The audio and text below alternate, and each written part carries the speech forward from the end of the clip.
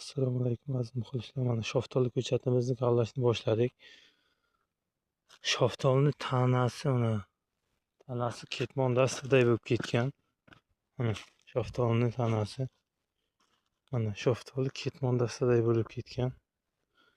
Kimga shaftoli ko'chati, gilos ko'chati kerak bo'lsa, qolgan mevalar ham bor. Mana ketmon dastiday bo'lib ketgan shaftoli.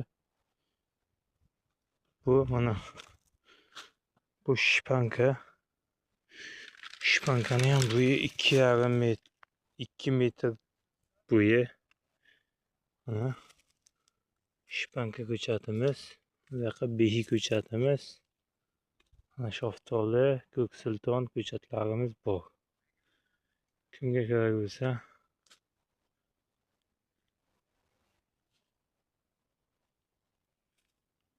ko'chatlar kerak bo'lsa telefon qilaverasizlar.